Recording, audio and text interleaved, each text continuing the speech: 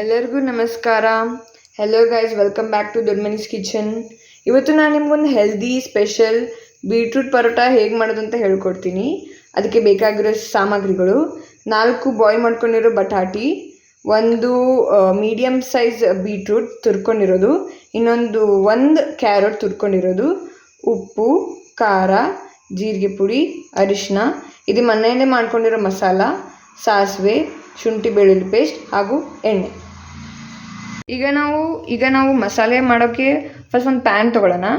ಅದಕ್ಕೆ 2 table spoon ಎಣ್ಣೆ ಹಾಕೊಳ್ಳೋಣ.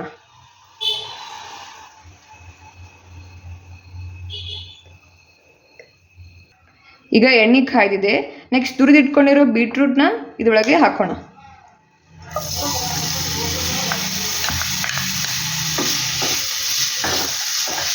ಈಗ ಅದನ್ನು ಚೆನ್ನಾಗಿ ಫ್ರೈ ಮಾಡ್ಕೊಳ್ಳೋಣ. ಕ್ಯಾರೆಟ್ ಹಾಗೂ ಬೀಟ್ರೂಟ್ ಎರಡೂ ಫ್ರೈ ಮಾಡ್ಕೊಳ್ಳೋಣ. ಅದು ಹಸಿ ಸ್ಮೆಲ್ ಹೋಗೋ ತನಕ ನೀವು ಫ್ರೈ ಮಾಡ್ಕೊಳ್ಬೇಕು.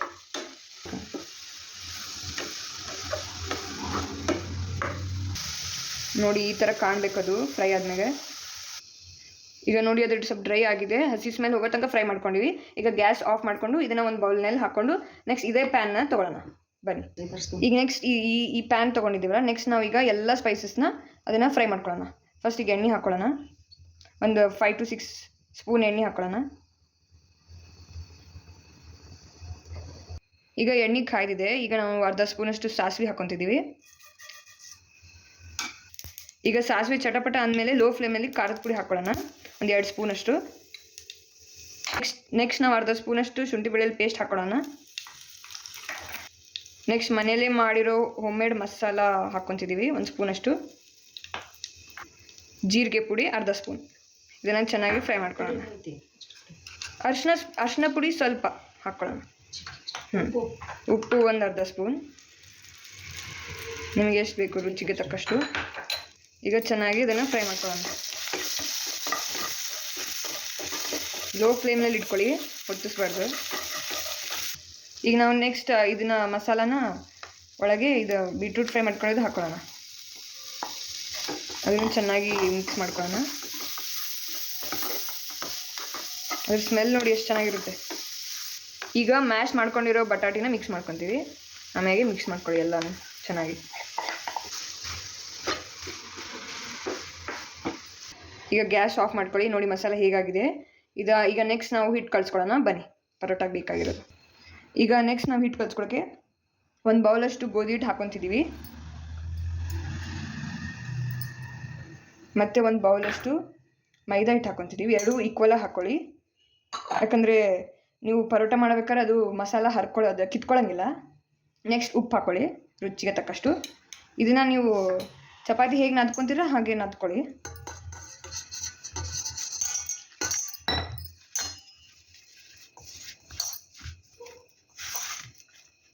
ಸ್ವಲ್ಪ ಎಣ್ಣೆ ಹಾಕ್ಕೊಳ್ಳೋಣ.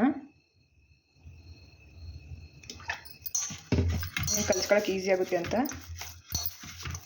ಈಗ ಹಿಟ್ಟು ಕಲಿಸ್ಕೊಂಡಿದ್ದಾಯಿತು. ಈಗ ನಾವು 5 to 10 ಮಿನಿಟ್ಸ್ ಇದನ್ನು ಹಿಟ್ಟು ನೆನೆಯಕ್ಕೆ ಬಿಡೋಣ. ಆಮೇಲೆ ನೆಕ್ಸ್ಟ್ ನಾವು ಪರೋಟ ಮಾಡೋಕ್ಕೆ ರೆಡಿ ಮಾಡ್ಕೊಳ್ಳೋಣ. ಬನ್ನಿ. ಈಗ ಹಿಟ್ಟು ನೆಂದಿದೆ, ನಾವು ನೆಕ್ಸ್ಟ್ ಪರೋಟ ಮಾಡ್ಕೊಳ್ಳೋಣ. ಬನ್ನಿ.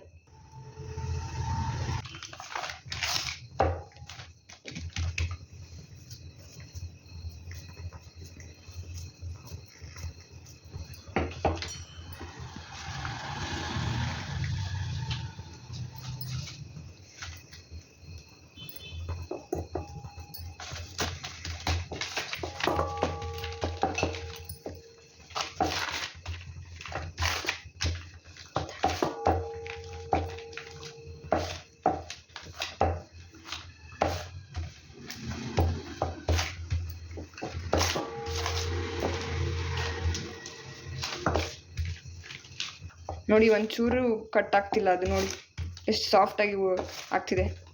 ಈಗ ನೆಕ್ಸ್ಟ್ ನಾವು ಇದನ್ನು ಉದ್ಕೊಂಡಾಯಿತು. ಈಗ ಹಾಕ್ಕೋಣ ಬನ್ನಿ ಗ್ಯಾಸ್ ಮೇಲೆ. ಸ್ವಲ್ಪ ಲೈಟಾಗಿ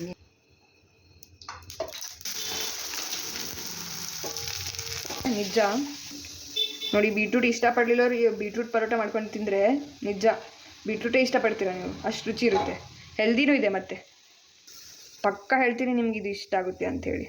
ನಿಜ ಅಷ್ಟು ರುಚಿ ಇರುತ್ತೆ ಗೈಸ್. ತಿಂದು ನೋಡಿ, ಒಂದ್ಸತಿ ಮಾಡ್ಕೊಂಡು ನೋಡಿ, ತಿಂದು ನೋಡಿ. ಎಲ್ಲರಿಗೂ ಇಷ್ಟ ಆಗುವ ಹೆಲ್ದಿ ಬೀಟ್ರೂಟ್ ಪರೋಟ ರೆಡಿಯಾಗಿದೆ. ನೀವು ಇದನ್ನು ಖಂಡಿತ ಇಷ್ಟಪಡ್ತೀರಾ ಅಂದ್ಕೊಂಡಿದ್ದೀನಿ. ಈ ವಿಡಿಯೋ ನಿಮಗೆ ಇಷ್ಟ ಆಗಿದ್ರೆ ಲೈಕ್, ಶೇರ್ ಆ್ಯಂಡ್ ಸಬ್ಸ್ಕ್ರೈಬ್ ಖಂಡಿತ ಮಾಡಿ. ಧನ್ಯವಾದಗಳು.